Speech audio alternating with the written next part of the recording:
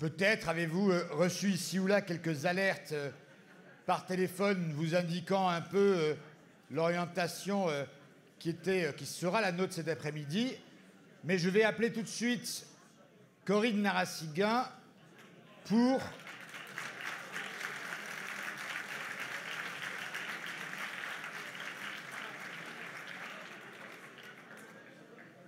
Bon, vous comprenez que tout est mouvant d'une seconde à l'autre. Donc, je vais essayer d'appeler Corinne Narassiguin.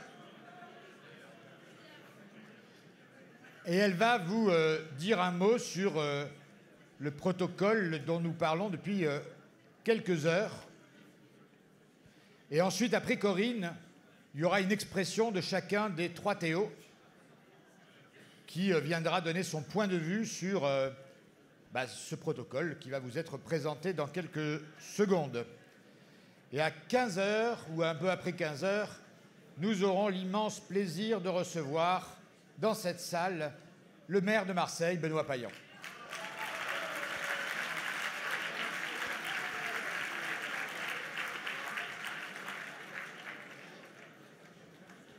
Puis ensuite, je comble. Puis ensuite, à 15h30, nous aurons une table ronde d'1 heure sur l'égalité femmes-hommes. Et à 16h30, 3 discours, celui d'Hélène Geoffroy, celui de Nicolas Mayer-Rossignol et celui de Johanna Roland. Vous voyez, donc, a priori, vous êtes assis sur vos chaises, dans vos fauteuils, jusqu'au moins à 17h30. Mais comme vous avez pris beaucoup de temps pour déjeuner,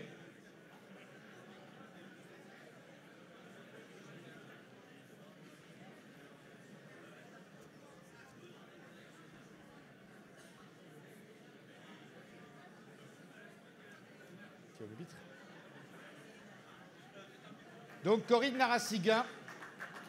Merci, chers camarades.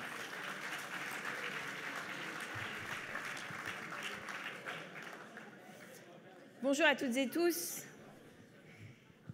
Alors, traditionnellement, mon rôle en tant que secrétaire national à la coordination du parti est de vous présenter, avant les votes des délégués, le rapport d'activité. Je pense qu'on est tous d'accord que ce n'est pas vraiment pour ça que vous êtes là cet après-midi. Et donc, je vais simplement me contenter de rappeler ce qu'ont été les résultats des votes qui ont eu lieu le 12 janvier sur ce rapport national d'activité. Alors, il y a eu 57,42% de votes pour, 20,12% de votes contre et 22,46% d'abstention. Je crois que ce résultat, finalement, qui donne une majorité claire sur la ligne politique, finalement, qui a été suivie. Laissez-moi continuer. Laissez-moi parler. Je ne fais que...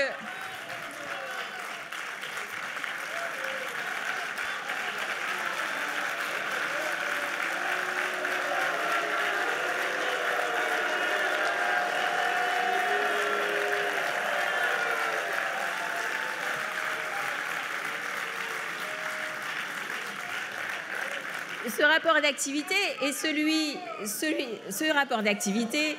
est celui de notre travail collectif depuis le congrès de Villeurbanne, à travers la mobilisation de tous et toutes pendant la campagne de l'élection présidentielle d'abord, ensuite, oui, des choix politiques qui ont été faits pendant la campagne législative et depuis le mois de juin, du travail qui est effectué par notre parti et aussi par nos parlementaires, aussi bien à l'Assemblée nationale, au Sénat qu'au Parlement européen. Et donc, ce rapport d'activité, oui, il y a une majorité qui est claire, mais qui n'est pas large, c'est vrai. Vous ne me laissez pas terminer, mes camarades, laissez-moi parler. Il y a aussi un vote contre qui est très net. Et puis, il y a une abstention qu'on ne peut pas négliger et qui aussi exprime, c'est vrai, des interrogations, des inquiétudes, des frustrations qu'il faut entendre. Et c'est, je crois, finalement assez représentatif des votes militants qui se sont exprimés sur les textes d'orientation et sur le choix du premier secrétaire les 12 et 19 janvier. Nous en venons donc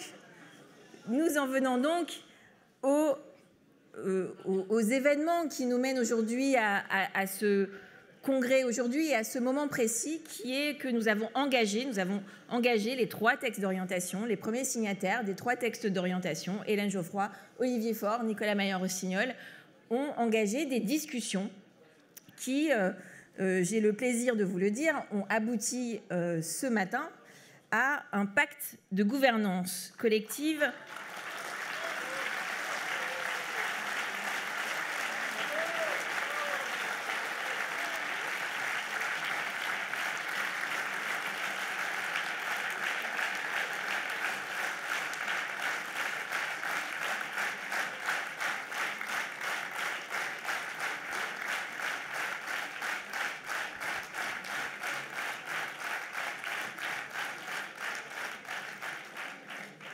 donc un pacte de gouvernance collective et de rassemblement des socialistes. Et je crois que l'intitulé est particulièrement important parce que nous sommes dans un moment où la gauche nous regarde, les Françaises et les Français nous regardent et nous attendent, et notamment mardi à leur côté pour manifester contre l'injustice de cette réforme des retraites.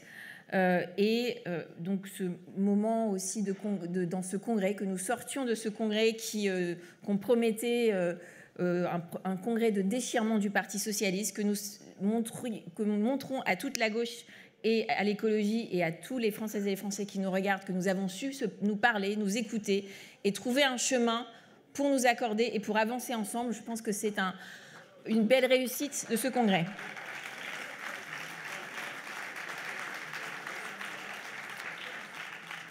Je vais donc vous lire ce pacte de gouvernance collective et de rassemblement des socialistes. Normalement, il devrait y avoir des copies qui vont circuler. Alors, comme les choses se font un peu au fil de l'eau, on a peut-être encore des petits ajustements logistiques, mais ça arrive. Normalement, il y a des impressions qui ont été commandées, qui ont dû être commandées à l'extérieur, parce qu'on est assez nombreux, et donc qui devraient arriver bientôt. Donc, normalement, ça va vous être distribué dans les minutes qui suivent. C'est sur ce pacte de gouvernance collective et de rassemblement des socialistes que nous vous demanderons, dont vous demanderons de prendre acte en votant tout à l'heure. Les délégués voteront non pas sur le détail des résultats, mais sur ce texte. Alors, je vous en fais lecture. Je vois qu'il y a encore un petit peu d'agitation, parce qu'il y a encore des gens qui s'installent, je comprends. Moi-même, j'ai dû avaler une part de pizza en 10 minutes. Parce qu'on est tous dans un programme qui a été chamboulé par la nécessité et de s'adapter aux négociations en cours, et c'est une bonne chose. Et donc, je vous remercie de votre souplesse et de votre indulgence par rapport au chamboulement de programme qu'on a eu tout au long de cette journée. Donc, la présente proposition est le fruit d'un travail conjoint d'Olivier Faure, premier secrétaire, Nicolas Mayer-Rossignol et Hélène Geoffroy. Elle découle de la volonté réaffirmée des différents textes d'orientation de travailler et s'exprimer dans le seul intérêt collectif du Parti socialiste. Elle permet la mise en œuvre par la direction des orientations adoptées le 12 janvier dernier par les militants et s'inscrit dans la volonté de poursuivre, dans le respect des sensibilités, une stratégie de rassemblement de la gauche et de l'écologie, tout en exprimant la nécessité que, au cœur de ce rassemblement, le Parti socialiste en redevienne la force centrale et propulsive en affirmant son projet et ses propositions. Chacun regrette l'existence d'irrégularités au cours de ce congrès, mais les partis reconnaissent la qualité du fonctionnement démocratique du Parti socialiste, une des seules formations en France à faire trancher ces débats par ses militants.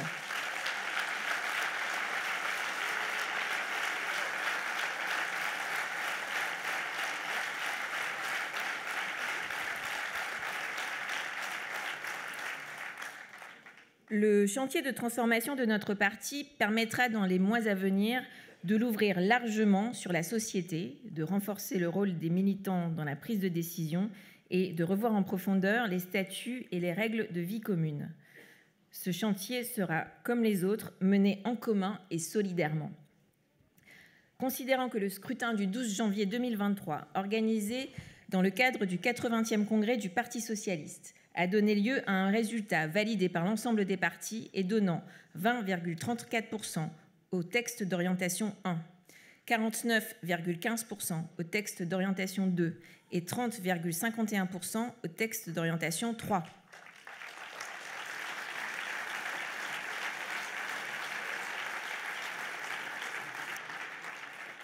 Considérant que la commission de récolement a arrêté le 22 janvier 2023 les résultats du vote du 19 janvier, ils n'ont pas été reconnus par le TO1 et le TO3.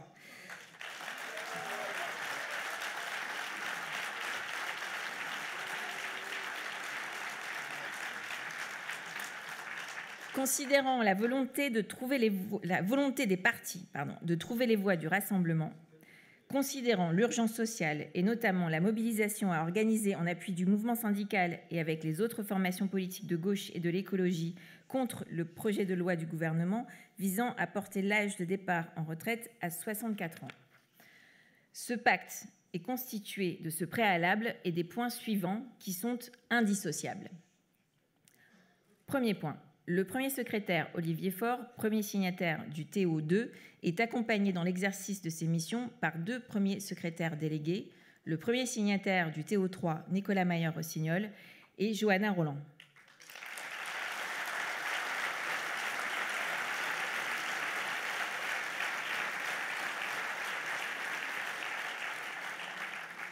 Le premier secrétaire et les premiers secrétaires délégués se réunissent au minimum une fois par semaine et autant que nécessaire pour l'exercice des fonctions prévues au point 3.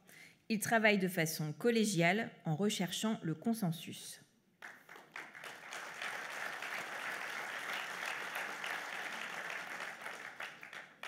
Troisième point. Ils se réunissent notamment dans le respect des prérogatives du Bureau national et du Conseil national pour traiter les questions importantes relatives à la vie du parti, à ses stratégies et grands enjeux, à ses relations avec ses partenaires, à son expression publique. Ils rendent compte au Bureau national et au Conseil national.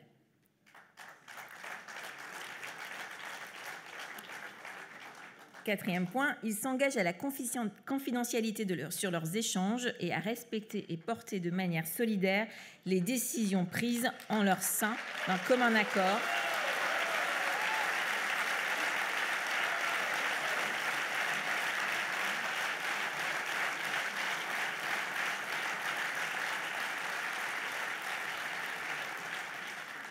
Ou prises par le Bureau national ou par le Conseil national.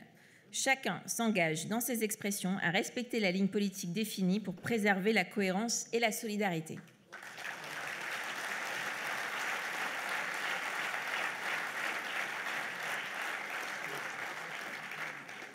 Il convient de travailler à une réforme du mode d'élection au sein du Parti socialiste dans le cadre plus large du chantier de transformation du parti afin d'établir les modalités de vote sécurisées ainsi que les modalités de constitution et de fonctionnement des instances chargées d'organiser les processus électoraux, d'examiner les contentieux et de proclamer les résultats.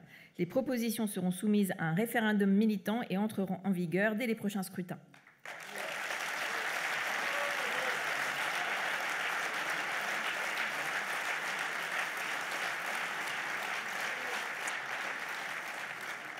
Sixième point, afin de préserver l'unité du parti et permettre le rassemblement des socialistes, il est acté qu'Hélène Geoffroy, première signataire du TO1, soit présidente du Conseil national et que le TO1 n'intègre pas la direction.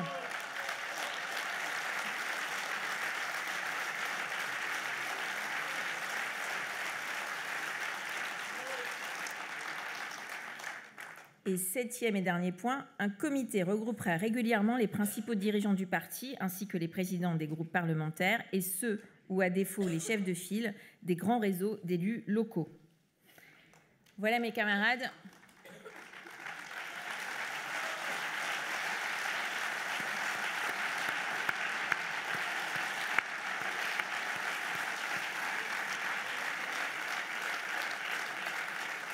Je pense qu'on peut remercier, féliciter l'équipe, les 3 équipes de négociateurs et bien entendu les 3 premiers signataires. Ils se sont accordés sur ce pacte. Ce que nous demandons aux délégués, c'est par leur vote de prendre acte de ce pacte. Et il va maintenant y avoir les explications de vote avant un vote au carton. Merci à toutes et tous.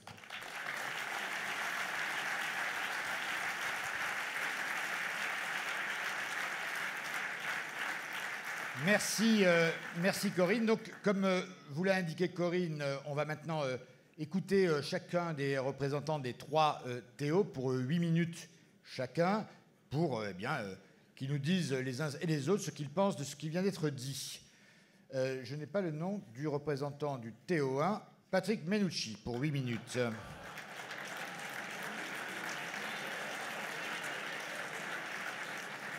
Et comme on va essayer de ne pas recommencer le sketch d'hier, je le dis donc, Patrick Menucci, 8 minutes. Et toi, tu es vraiment un très bon acteur de sketch, je te remercie, mais j'ai compris que c'était fini. Alors, mes chers camarades, puisque le congrès de l'UNEF est fini, passons aux choses sérieuses.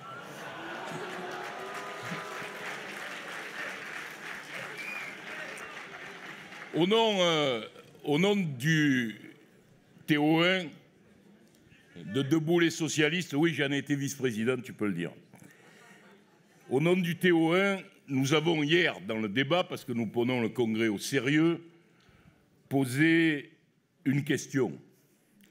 Une question à Olivier, une question à Nicolas. Cette question, évidemment, portée pour nous sur la question centrale, qui est la question de notre relation à la France insoumise. Après les débats qu'il y a eu cette nuit et qui étaient évoqués par Corinne à l'instant, le TO2 et le TO3 se sont mis d'accord, se sont accordés sur une stratégie qu'ils désormais portent ensemble. En ce qui concerne le TO1, fidèle à notre ligne et la cohérence qui est la nôtre et la clarté, nous avons en conscience décidé de ne pas entrer dans la direction. Pour autant, Debout les socialistes sera pleinement investi et mobilisé dans les débats du Parti socialiste et dans la volonté que nous partageons tous de rassemblement des socialistes. Notre première signataire, Hélène Geoffroy, présidera donc le Conseil national, le Parlement du parti. Vous connaissez Hélène pour son honnêteté, sa détermination, son courage, même si on ne pouvait ne pas partager toutes ses options, et sa capacité à faire travailler ensemble les hommes et les femmes. Le résultat du 12 janvier constitue un Conseil national très différent du Conseil national précédent. Et nous remercions Olivier et Nicolas de l'avoir proposé à Hélène de le présider. Je pense qu'ils sont conscients, l'un et l'autre, du nouveau rôle que devra avoir le Parlement du parti, compte tenu des résultats et de la composition de ce Conseil national à partir de demain matin, puisque c'est demain que nous le mettrons en place. Et nous pensons que la nature parlementariste de notre parti pourra s'exprimer justement dans ce Conseil qui n'aura pas une majorité écrasante, mais aura plusieurs courants qui pourront alternativement discuter et trouver les formules pour faire avancer le Parti socialiste. Hélène Geoffroy et Debout les socialistes sont conscients, avec vous, mes chers camarades, de la nécessité de faire vivre le Parti socialiste. Cette semaine, qui était éprouvante, disons-le, on nous a annoncé à maintes reprises que sans doute c'était la dernière fois, que le Parti socialiste était mort, que le Parti socialiste allait disparaître. Eh bien, je veux vous le dire, nous n'avons jamais partagé cette idée. Parce que pour nous, le Parti socialiste, évidemment, est un grand parti, même si aujourd'hui, c'est un parti qui a des difficultés. Mais c'est un grand parti parce qu'il a une longue histoire. Et que cette longue histoire, elle est dans le cœur de beaucoup de Français qui connaissent ce qu'ils doivent à notre parti, à ses dirigeants, à son orientation dans leur vie quotidienne. C'est la nature du Parti socialiste, je vous le disais hier, de porter à la fois de la radicalité, mais aussi la capacité de gouverner. Et cette nature, c'est cette nature-là qui a toujours rendu la vie interne du Parti socialiste compliquée. Donc ne soyez pas surpris de ce qui s'est passé. La vie du Parti socialiste interne a très souvent été mouvementée parce que ces deux conceptions qui doivent faire synthèse dans le Parti socialiste s'affrontent régulièrement au moment des congrès.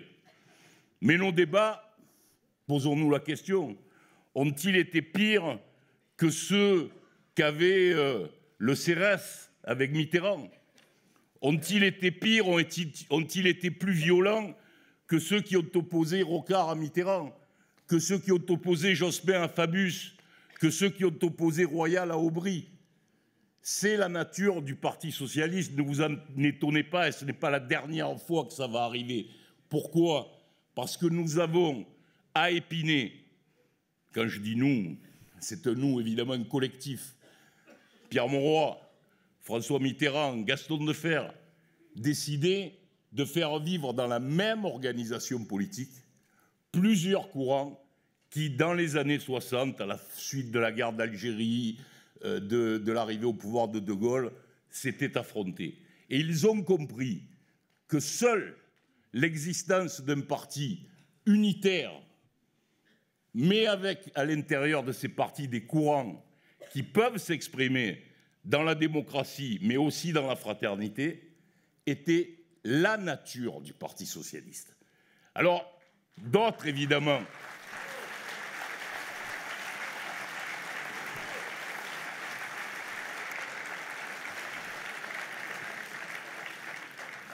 le Parti socialiste est né de la volonté de ce rassemblement, d'hommes qui ne partageaient pas tous les mêmes orientations, mais qui avaient au cœur, à l'esprit, l'idée que pour exercer le pouvoir, il fallait commencer par le fait que les socialistes soient unis.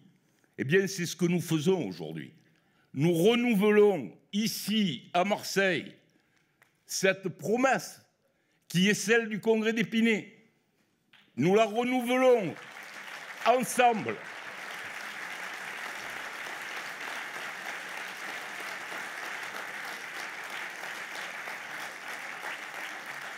Nous la renouvelons ensemble par l'intelligence de nos dirigeants, que ce soit le premier secrétaire Olivier Faure, que ce soit Nicolas Meyer-Rossignol ou que ce soit Hélène Geoffroy.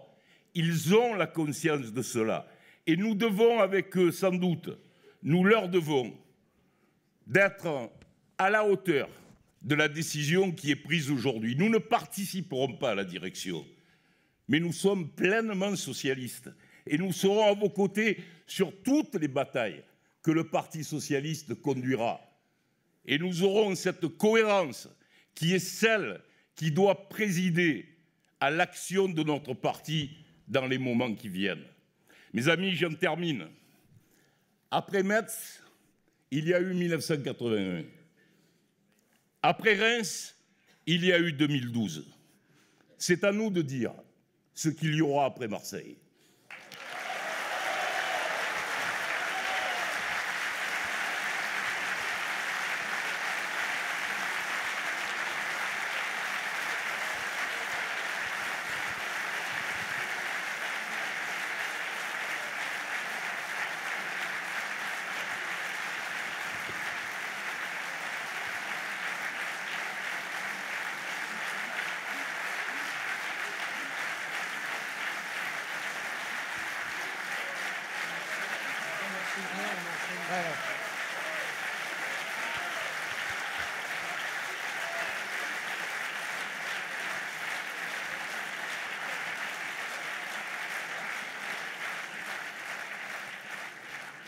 Merci Patrick. Et donc j'appelle désormais donc l'intervenant du TO2, Pierre Jouvet. Non? C'est dans le... Ah, alors c'est David Assouline pour le TO3, pardon, excuse-moi, tu étais déjà là.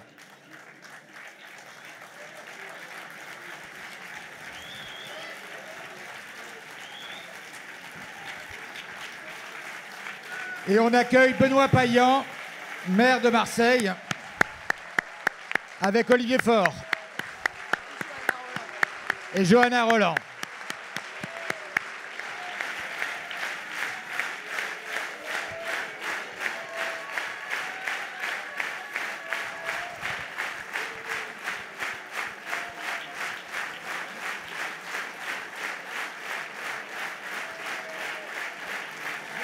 Tout le monde peut écouter.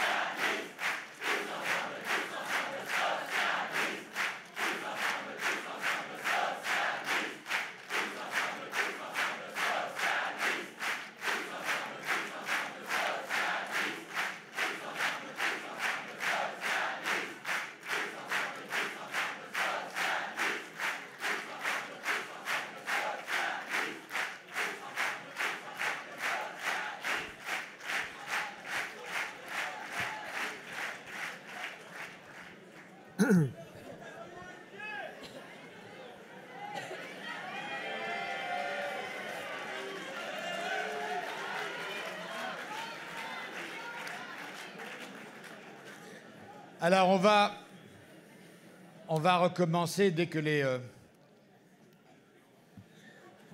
nos amis photographes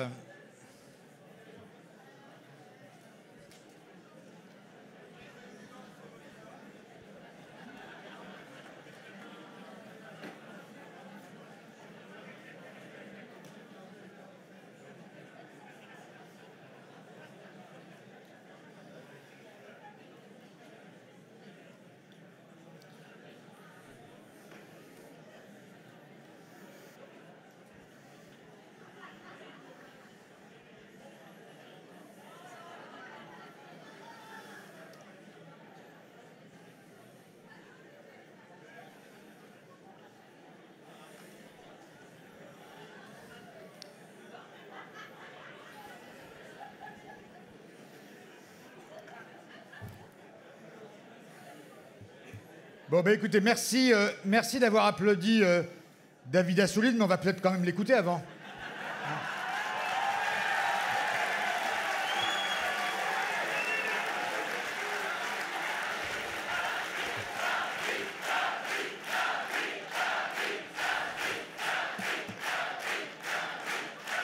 Voilà, comme ça, tout le monde y a droit. David, pour 8 minutes. Bien, chers camarades, d'abord, permettez-moi de dire mon bonheur, parce que ce n'était pas prévu, de pouvoir être écouté dans mon intervention par un ami très cher, mon cher Benoît, qui a su conquérir cette ville merveilleuse, qui ouvre ses bras vers le large, qui sait accueillir et qui diffuse des très bonnes ondes, puisque ce que nous faisons en ce moment, c'est probablement aussi avec l'air que l'on respire à Marseille que ça a été possible. Merci Benoît.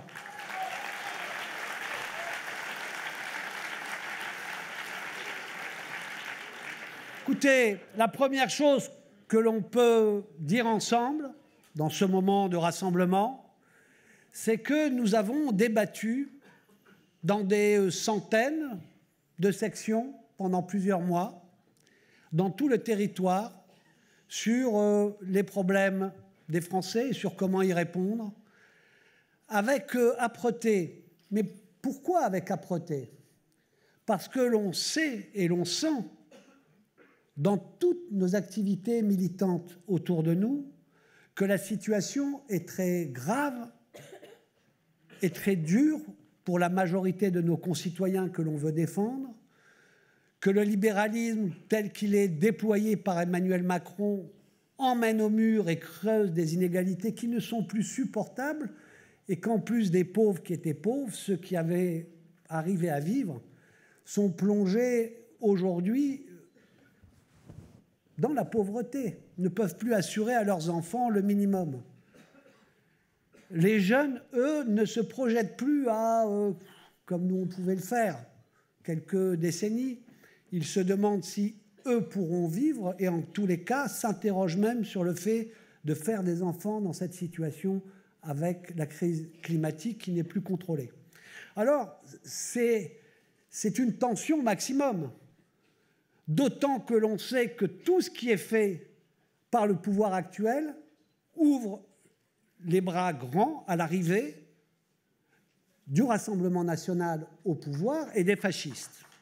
Alors, quand on a ça sur la tête et qu'on est socialiste, on débat. On débat fortement parce que tout le monde n'est pas forcément d'accord sur comment arriver à inverser cette situation, avec la conscience que dans cette marche-là, les seuls qui peuvent inverser la situation sont les socialistes et la gauche. Et on sait que nous avons fait unis 30% aux dernières élections et qu'avec 30%, on ne peut pas inverser la situation.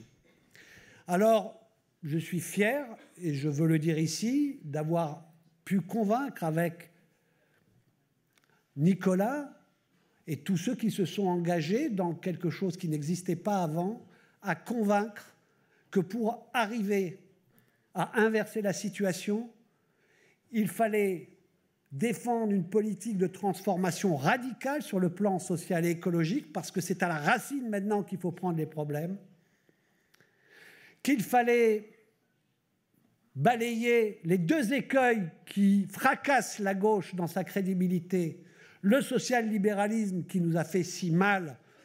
Beaucoup sont déjà partis du Parti socialiste, mais c'est ce qui nous a plongés dans un désarroi vis-à-vis des citoyens, et le social-populisme qui, aujourd'hui, ne permet pas non seulement d'entraîner une majorité de Français, mais qui interroge sur le fait que est-ce que la gauche est toujours au rendez-vous de valeurs fondamentales, pro-européennes, internationalistes, qui se bat pour les droits de l'homme et des femmes, quels que soient les régimes, quand ces droits sont bafoués, qui ne choisit pas ses causes, et la laïcité et les valeurs de la République de façon très claire et très ferme. Voilà, on a défendu ça. Et je suis heureux, je veux encore les remercier, que 30% des camarades du Parti socialiste ont validé le fait que pour que la gauche puisse revenir, il faut que ce soit cette force centrale, qui ait cet équilibre-là sur le plan politique, nécessité de réformes radicales, mais aussi nécessité, dans un moment de chaos possible, d'être très ferme sur toutes les valeurs qui font la démocratie et la République. Voilà.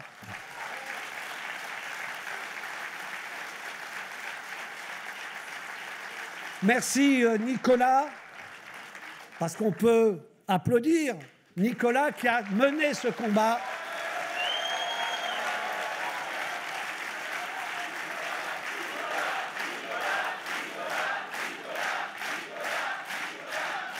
Laisse-moi déborder d'une minute. Bien. Donc, voilà. Mais ça plante aussi le décor de la suite, cette âpreté. Et le résultat, dans un moment où ce n'est pas 3 Théo, mais il faut un premier secrétaire et donc 2 candidats, le résultat serré, le résultat qui est reconnu dans le protocole avec un constat de nombreuses irrégularités, a créé... Ben, c'est pas moi. Non, excusez-moi. Excusez-moi, parce que moi, je m'en tiens, par souci de ce que je vais dire pour conclure, au terme même du protocole signé par nos 3 leaders, des Théo, et je ne varie pas d'un mot.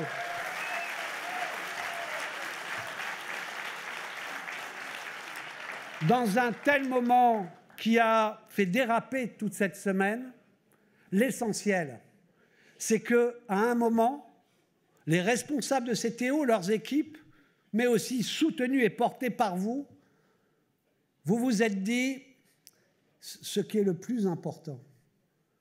C'est l'amour de notre parti, c'est considérer que ce parti est bien plus grand que chacun d'entre nous, que son histoire de Jaurès à Blum jusqu'à aujourd'hui est le capital le plus précieux que nous avons pour nous projeter vers l'avenir, moderniser, inventer des idées, refonder même notre parti et la gauche, que ce capital, quel que soit le nombre d'adhérents, eh bien, à un moment donné, on a pris conscience ici même qu'il était entre nos mains, que ce n'était pas quelque chose qu'on ne maîtrisait pas, c'est de notre décision que ce parti-là allait pouvoir vivre et à nouveau devenir la force motrice de la gauche que nous souhaitons tous. Et c'est pour cela que je veux dire que cet accord, c'est l'accord de la responsabilité, c'est l'accord de l'unité, mais dans ces moments, il faut des êtres humains, hommes et femmes, qui se hissent à cette hauteur. Ce n'est pas toujours le cas. Ça a été le cas jusqu'au protocole, au pacte qui vous est présenté.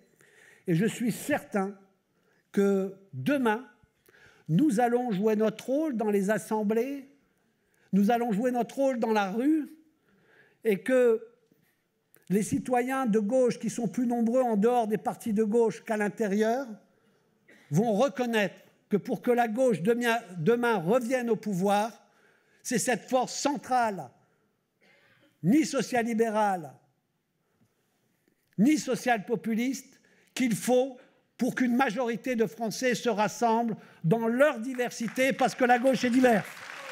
Et c'est pour cela que, au nom de mon texte d'orientation, chers camarades, on vous appelle à ce que pas une voix manque pour acter ce protocole. C'est celui qui nous permet, au moment où nous pensions tous qu'on touchait peut-être le fond, de trouver l'élan avec nos talons, au contraire, pour aller de l'avant et prouver que nous sommes indispensables à la gauche et à la France.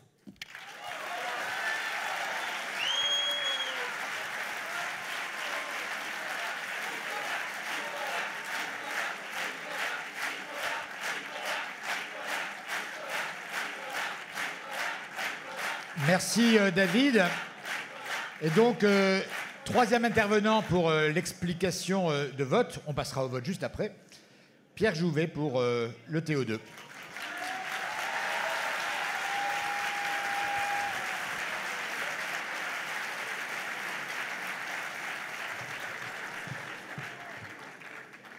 Mes chers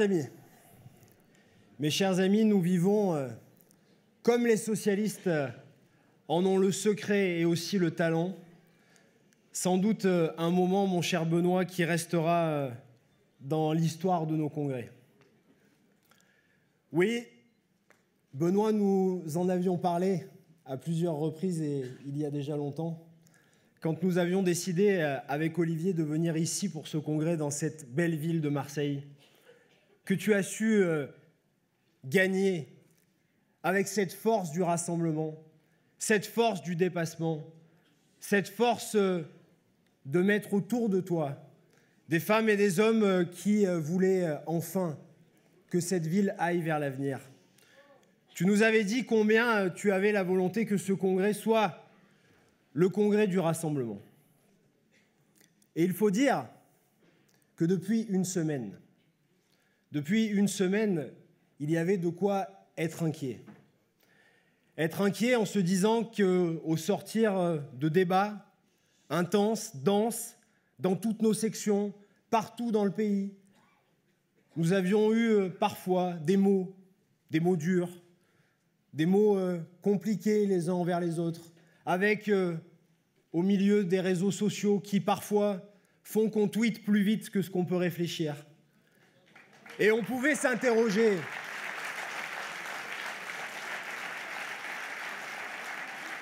Et on pouvait s'interroger raisonnablement sur notre capacité collective à nous en sortir. Alors, une fois de plus, une fois encore, pendant une semaine, la presse s'est dit « ça y est, enfin les socialistes vont mourir. Enfin ce congrès de Marseille va être celui qui sera le dernier. Enfin, les socialistes vont disparaître du paysage. » Eh bien, aujourd'hui, tous ensemble, nous leur répondons non. Nous leur disons que non seulement les socialistes sont là, que les socialistes sont debout, que les socialistes sont rassemblés autour de leur premier secrétaire Olivier Faure, avec une équipe, avec Nicolas, avec Johanna, avec toutes celles et ceux qui demain, nouveaux militants, nous ont rejoints et veulent qu'ensemble, nous répondions à leurs attentes.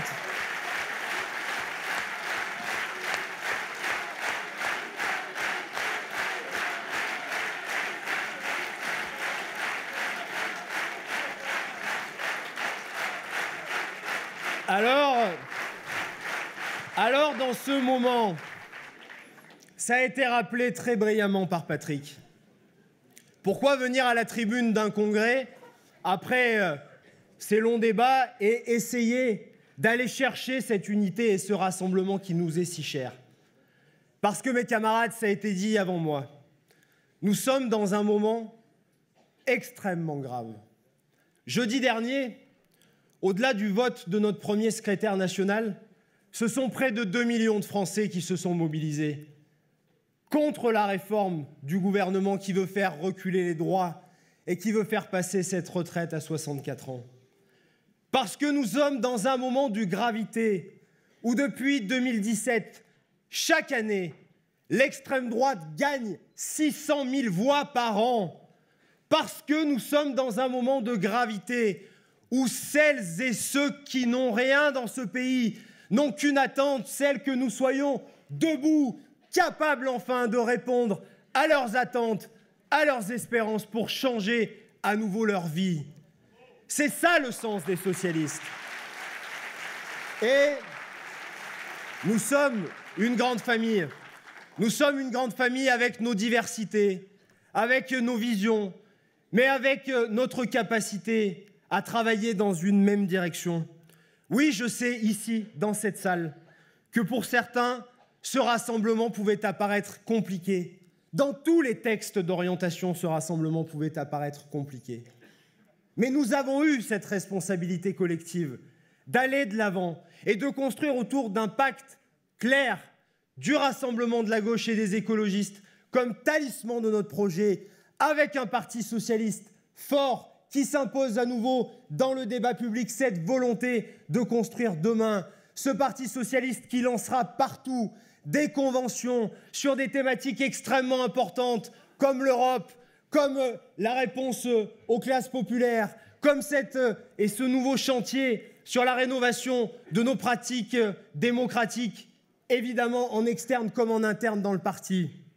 Alors oui, nous avons fait ce rassemblement avec le sens des responsabilités. Et je vous le dis, mes chers camarades, en tant que mandataire du texte d'orientation numéro 2, parce que nous sommes majoritaires, nous avions vocation à être et à incarner ce rassemblement et à porter avec tous cette volonté commune. Parce que le rassemblement...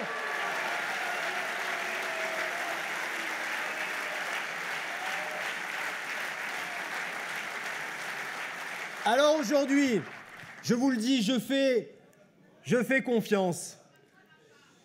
Je fais confiance à notre premier secrétaire Olivier Faure, qui, autour de lui, avec Nicolas, avec Johanna, avec toutes celles et ceux qui demain auront vocation à venir diriger le Parti socialiste, seront en capacité de porter ces grandes transformations que nous avons eues pendant nos débats et que nous avons partagées pendant nos échanges. Qu'on se le dise, mes camarades, ici, dans cette salle, nous n'aurons jamais des adversaires. Il n'y a que des camarades qui convergent vers un même but, que des femmes et des hommes qui sont engagés au Parti socialiste, non pas pour eux-mêmes, mais pour changer la vie des gens, oui, changer la vie des gens. Alors, mes chers amis, dès demain, et une fois ce congrès passé, nous devrons tous aller au travail, dans nos fédérations, dans nos territoires, battre le pavé contre la réforme des retraites. Et dès mardi, nous serons à nouveau, avec toute la gauche rassemblée et tous les syndicats, à nous battre contre cette réforme des retraites si injuste que le gouvernement veut imposer. Et nous irons partout dans les territoires pour défendre nos positions pied à pied. Et nous nous battrons chaque jour. Enfin, je veux aussi saluer Hélène et à travers elle l'ensemble des membres de son texte d'orientation.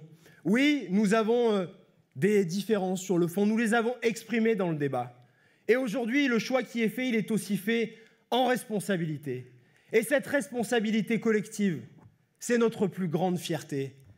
Mes chers amis, mes chers camarades, quoi qu'il advienne, quoi qu'il arrive, ce rassemblement doit être notre fierté à tous pour que demain, plus qu'aujourd'hui encore, vive le Parti socialiste, vive la gauche, vive la République et vive la France.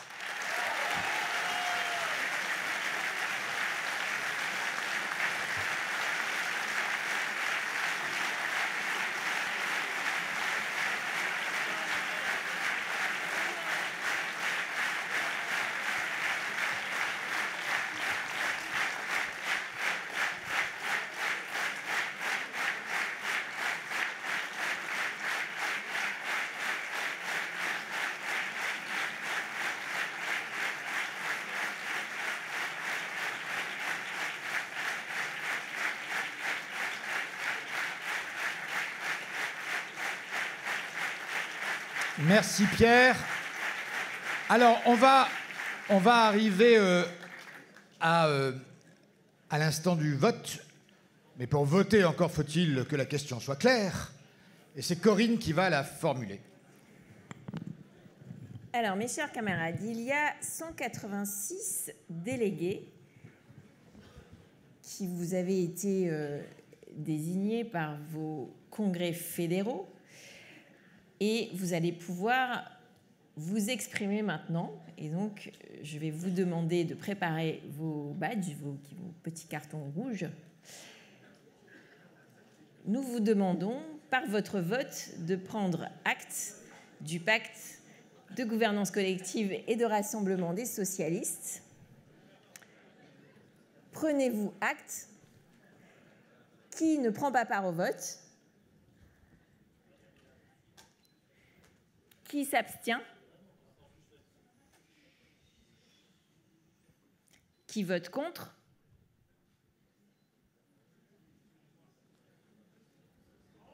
Qui vote pour?